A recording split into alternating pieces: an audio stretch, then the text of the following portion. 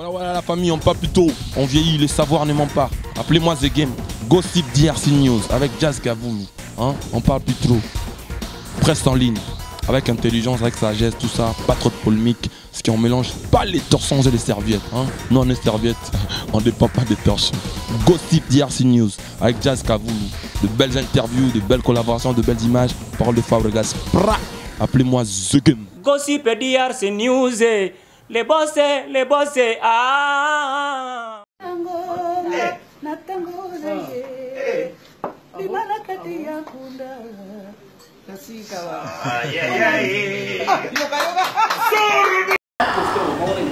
Vraiment, Maman Bilabel me plaît énormément.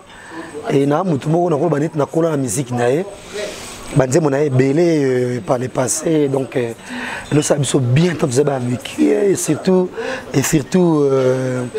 nzembo les puta wana les puta moko pasuki et nzembo mouvement ezaki instrumental nango, donc c'est très bien de ba vraiment musique to kola nango et na live ma fan na pensa ma casse depuis kala et puis kolongwa na na Afriza pour afa carena solo to vivaki sous na métamorphose nae surtout babongo de vrai changement radical maman na physique nena non elle est à Paris et elle est à Paris très belle parce que nous qui muy donc mi pembe siko en tout cas ça l'a été très bien net album un peu phénomène c'est l'une des meilleures vraiment Otoyoka moi na c'est ça là na vraiment so fan il y a carrière na et puis il y a moko motu de loin na mona ki azalo quoi nyoka longo azalo quoi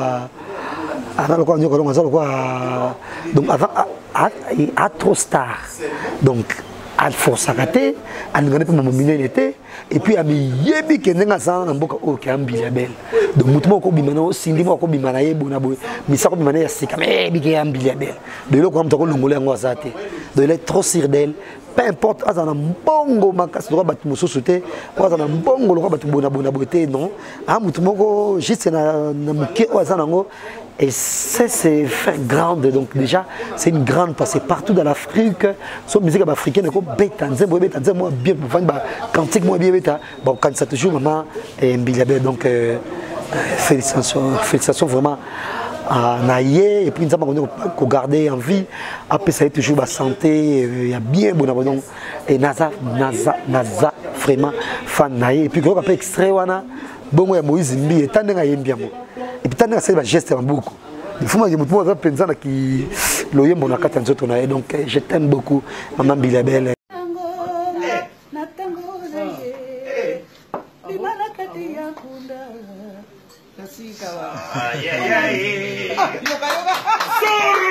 Ouais, pour Maman Bilabel, elle est vraiment artiste moro très talentueuse.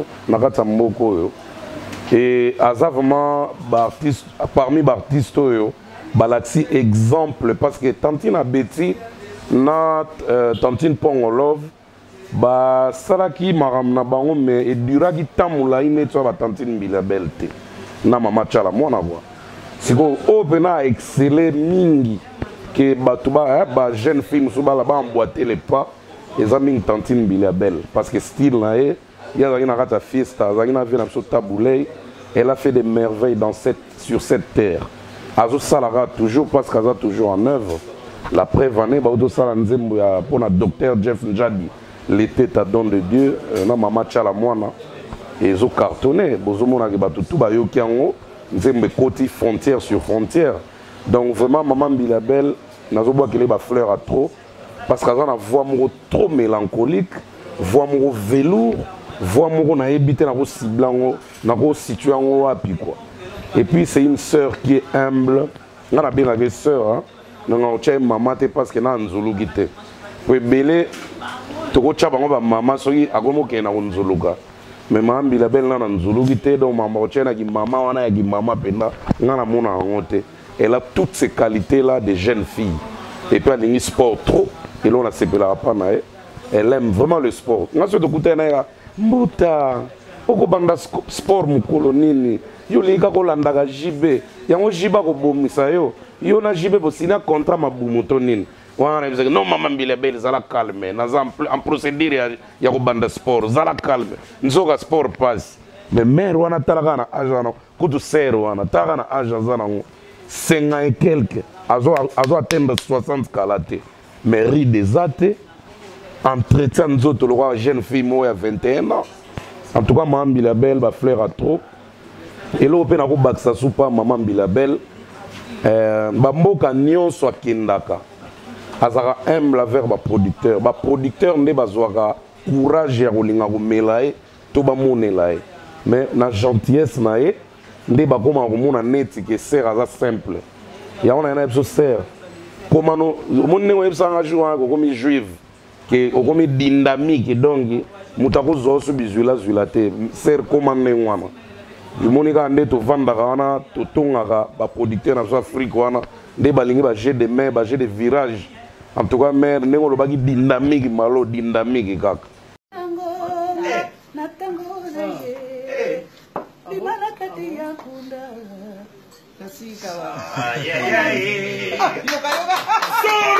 Tine Bilabel ou Maman Bilabel, Ngaponanga, Aza artiste musicien Oyo. Pour moi, c'est une référence de la voix féminine de la République démocratique du Congo. C'est-à-dire, ceux qui bassi bazoyemba, Oyoki, moi si abimisi moi timbre moro boye. Il y a moi qui bon moi si il faut sentir que présence il y a Maman Bilabel et Zakatinae. Donc quant à moi, voix ya Maman Bilabel, lelo et comment loko la référence il y a ba voix féminine. Le lopé n'a pas voix masculine, tout ça bon on a ba référence. Mais quant à moi, Maman Bilabel vraiment c'est une grande référence, c'est une grande star aussi, c'est une femme ou une dame qui a un bagage intellectuel de haute facture de par Bateste naye ou kakaka ayembara toujours batem moko ya bien aussi et loko moko et ça la particularité ya Maman Bilabel et ça kibo moisi c'est-à-dire azon nuna mais loko la zone nuna te ah Jésus pousse na mais loko la zonga sima c'est-à-dire à mise waka vraiment entretien en zotoné à ça la entretien en zotona bien c'est-à-dire sport et consort régime pour s'abstenir na balima mususu Maman Bilabel tout le monde a toujours et le rognon se zara na vogue et le rognon se zara na temps na ndenga kibo moi si tout le monde a pas Maman Bilabel aussi sa façon de danser au kansaka moi jeune fille moko donc Maman Bilabel vraiment côté wana chapeau bas vraiment c'est une artiste dans le vrai sens du terme mais et le moko on a regrettera vraiment les lo oyo so te sentir avenir, il y a Cindy de Caire, na MG30, et ça a vraiment dimension mon corps, ou soit tout le monde a déjà dimension, il y a Maman Bilabel, na Maman Tchalamouane.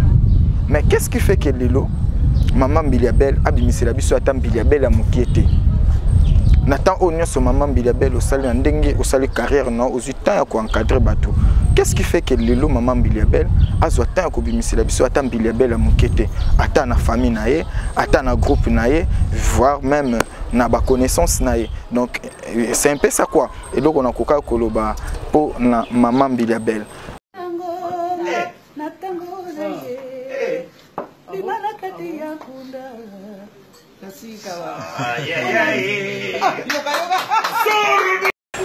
Moi je crois Maman Bilabel na pesi mbote bisika zali bisika landara biso et arrivera quelquefois to solara wana za mère na biso ya ba côté ya ba mbuza kuna mbote pena na mboka nzao moi je crois c'est une maman au biso to kuta musique na ye pemena papa tabula to kola pena yango parce que nous to kola quand même pena moi rumba na moi makambo belé nous aimons beaucoup plus netinga personnellement j'aime beaucoup plus c'est pas Maman Bilabel azara toujours dynamique c'est une maman a accompagné chant na mungongo qui toko une voix très bien fignolée maintenant moi kobina na ye ba j'ai des reins na wana ya loketo mon apena que mère azokola mazokola toujours na danse na wana et ça la biso suka na plaisir au monde que le lobo akoma pe icône na ndenge ya ba maman au moins le lobo ba maman Betty Baleka ba maman Pongo Love ainsi que ba maman Belé Baleka ba yemba banzemo kitoko mais ce comme na Maman Bilabel oka ki balobela plus Maman Bilabel na Maman Tchalamouane ils ont créé une génération et puis ba tikala wana le temps ba ser na biso ba Cindy les cœurs ba Mégé les autres ba yemba ka ba Tatiana Cruz et les autres ba aura toujours référence il y a ba maman même ba bana mibali ba mentionnera bango le ba créer nzela au lelo balé qui bazula. Moi je crois c'est une fierté comme on a Kazala toujours na scène, azo continue toujours koyemba et puis bon vent la musique na surtout que biso mingi pe na ndenge na biso honora biso ima penzembo mona ki mbuza et ça la biso suka na plaisir ndenge Jean-Claude Longange mon mentor alingara. Mais ça concerne les images automoni Maman Biliabel asali moi remix en vue et Zoya. Il y a Pasteur Moïse Mbi et ça la souka na plaisir. Au monde à l'époque, on a connu génération Moïse musicien Mokili, musicien Nzambe, Bazara au Kabwana. Mais à un moment donné, Sœur Marie Missa Moupé à son âme a cassé déjà ma moi papa Wemba a posté nepena Marie Missa moi peut rendre visite la mission au babenga péjorativement il y a Mokili. Donc ça fait une fierté de voir que mon Salamoro Boé et au Salama de l'autre côté, bah de l'autre côté, bah reconnaître que c'est une très bonne œuvre au Yemama. Je crois c'est biso suka na plaisir surtout voir que c'est Maman Biliabel né mutazo embango abimisi biso na katsa kunda et ça biso suka na plaisir. Donc moi je crois s'il faut commenter autour ko loba yango wana mais seulement ezalaka vraiment na mutema ya solo quoi ba musicien nyonso ba reconnaître que musala bazo sala izaka art d'une manière générale bien que ba thématique na bango ezaka ya kokabwana.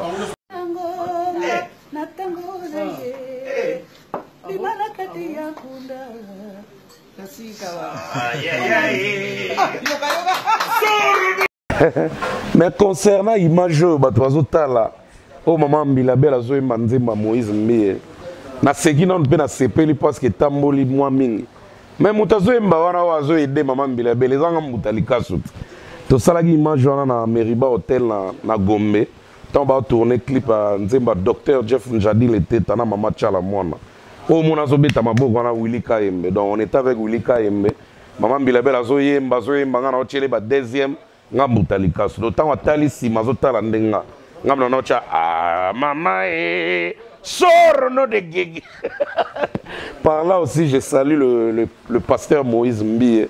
Na pese ba mbota trop. Moni mutemo ba pesa pasteur Moïse Mbi.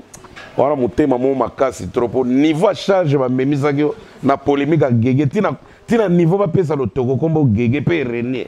En tout cas za mubali. En tout cas à part hormis cause la pasteur oza na mubali quoi oza na mutema oyebi ko supporter. En tout cas na pesi mino ba mbota trop. Le président Diden Djungu Kachala, je te salue. Kelly Kungiston, les grands vautours, je te salue. Dédé Moupassa, le président, je te salue. Papinzit en direct de France, je te salue. Chedantambe la Katangaise, depuis Vienne, je te salue. Georgine Seya, la Canadienne, depuis Toronto, je te salue. Je salue tout le monde. Botika la maladie, c'est Mboutalikasu. Merci, Nasugiwan.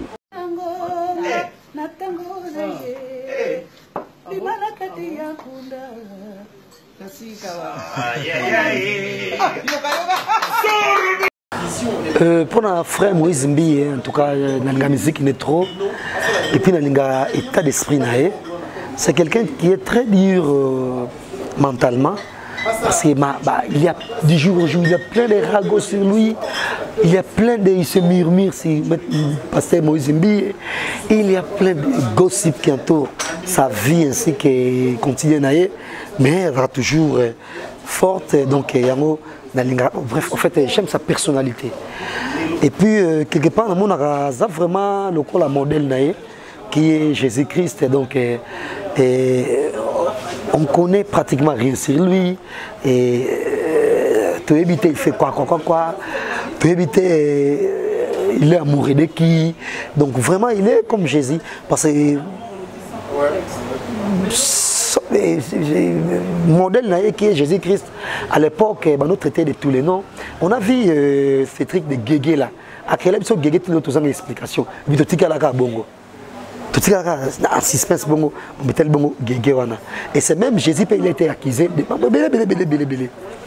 Très récemment, tout le monde a photo et fille, moi on a cloté beaucoup c'est beau, mais ça lui était bougé. Tu comprends dans mon péché, en me sentant côtoyer, au bazar la vie à ma bé, c'est si pour côtoyer, pour pour ramener dans Nzela Siko ya bien. En tout cas, je suis très fan, 1000 fois fan. Et à Moïse Mbi et na ya ambiguïté na Vraiment, ça l'a rappelé mystère naïe en tout cas. Donc, félicitations encore une fois à Moïse Mbi. Donc, je suis vraiment confiance. Attendez, mère, à Emile Bonnebi, c'est un plaisir. Vraiment, merci encore une fois et longue vie à Moïse Mbi.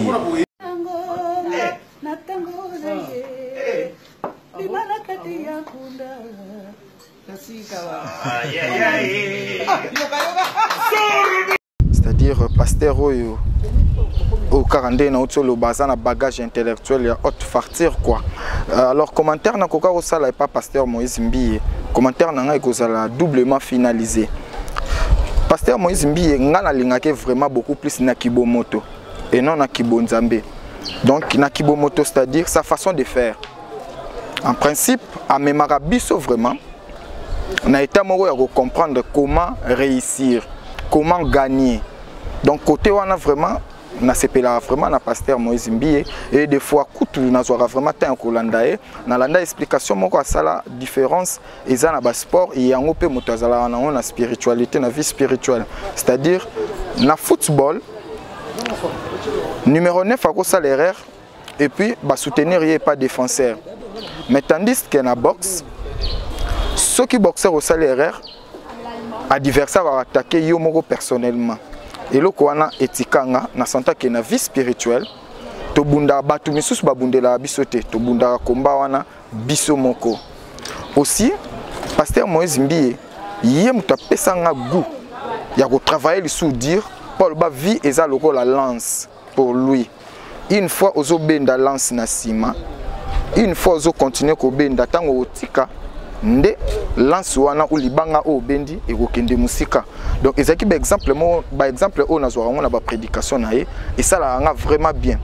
Mais spirituellement nazala vraiment convaincu par rapport à son façon de faire, par rapport à sa façon de vivre. À en croire la réserve de l'Éternel qui est le pasteur Moïse Mbi. Si lelo azotula, je me demande na ba jeunesse na ba église to kenda ba réunion à jeunesse, n'est-ce pas ba pasteur ba poussaka biso vers le mariage? Je me demande des fois ba pasteur ba pesaka biso ba leçon que non, entre vous na église il faut bolinga na bino pour bozo partager déjà foi moko. Grande partie de l'église cité Bethel et Zabongo Bassi, comment se fait-il pasteur azotula? Donc eloko wana et ça les linae spirituellement na trouver vraiment kitoko côté yango ça la rappelle moi ba spéculation et ça là ici et là par rapport à sa vie privée. Donc on a koka koloba par rapport à pasteur Moïse Mbi yango wana déjà je saute à pieds joints sur l'occasion pour dire un merci lourd de sens et plein de reconnaissance au président Franklin Maboussi, Alma Noir, c'est-à-dire il y a Betty Maboussi et sans oublier Sergino Munzila, il y a Lorraine Chika Munzila. Merci ko il y a Gobelisha, heureux anniversaire anticipatif à Rage Andy Luwawa.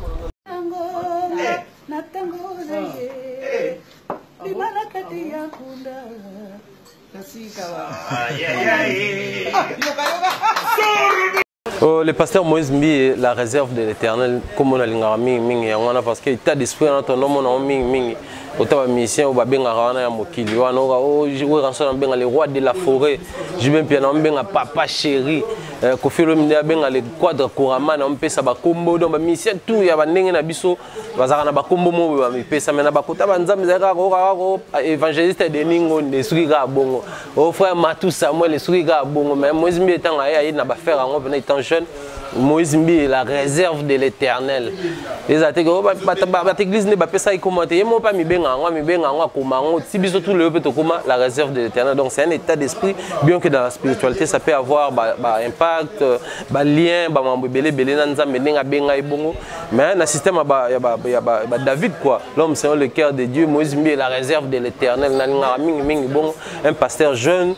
Au hasard, on est un modèle d'un jeune qui a réussi ça, ça l'église jeune, moi apôtre, mais abanda ko gérer l'église avant à la pasteur à gérer un hôpital à l'élo. Et puis ça bien que Moïse Mbi a toujours été souvent sujet à la critique négative et belé baloba oh soki gege oh soki boy. Mais ce qui est mieux et pas Moïse Mbi son état d'esprit fort. il n'a jamais cédé dans le vent, marée autour et ça prouve à suffisance qu'il a eu son temps. Il a préparé des pas à des étoiles de louanges, des pas et puis voilà, esprit ouvert, et puis ça et de grâce. C'est quelqu'un qui reconnaît pas grâce à tout le monde, qui reconnaît que pasteur Thomas Loko fait reconnaître l'évangéliste Mike Kalamba, ils ont reconnaître peu Mbiakana, Nenga Masole, ça la souka na plaisir, et puis voir aussi des pasteurs au Bayamba et Kalaté, pour y accompagner les pasteurs. Moi, mon baisse sur les pasteurs, mais et ça la Kazarana, au monde avec général quand qui est les autres, et ça la rabis souka na plaisir, et puis c'est un jeune, quand on en est au bêta c'est un jeune moment dans l'école du Saint-Esprit, pasteur à Mbiaka, puis va faire azoter, donc c'est quelqu'un qui est réussi dans la mission à côté église, seulement il faut changer mon mouquet côté communication apprendre à communiquer na niveau ya ba vie ya batonyon sur que tout le monde a beaucoup plus monde émission spéciale tout ça plateau mutu na déjà basolara mais donc pour moi s'il faut proposer un truc ou une chose au pasteur Moïse Mbi Ozalage faut qu'on communique à niveau nyonso une émission pena boye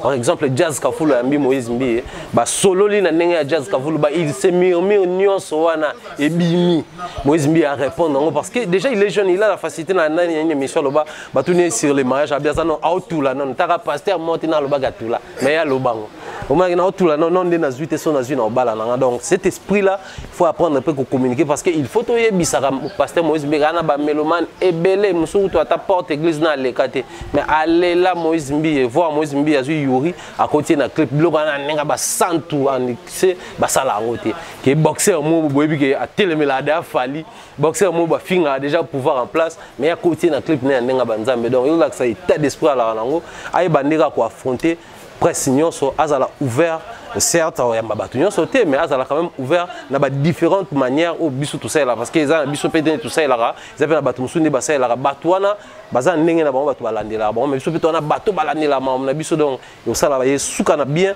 soka l'équipe na ba biso ba o boende to yambaka bato yo ça suka bien mais to pesi ba félicitations qui de musika na musana na ye mais mingi a cassé polémique wana ça fa Mike Alambai to lembigo mona na célibat approuver biso que tout là on les a prolongé té abalé au ça biso souka na plaisir puis ba sert toi Bethel vraiment pasteur zo tout là puis bino bozana bozo la la pongi bozo la mukape lobby bozo lukape mariage pasteur azana donc bozo la nzambe azani réserve nzambe wa ko sola bien nzambe nzamba ko céder Moïse Mbi et ça la biso bien donc moi je vais également profiter pour passer un grand merci na Yannick Yura Dieu merci Ndomba c'est le puissant Jazz Kavulu également salutation na batu tout auto lingaro ba soutenir biso pe ba lingara pasteur Moïse Mbi mon mentor Jean-Claude Longange Maman Rose Faliala également Succès Kassongondika garçon bonbon des bonbons depuis la France Blaise Walonga depuis l'Ukraine également Bob Bossé l'homme selon le cœur de Dieu les boss Jacques Sobanouka Fontaines enfouis la montée ma maman et puis tout clôturer mingi na pas président Adonis Ngambani Agénie Kitima Ngambani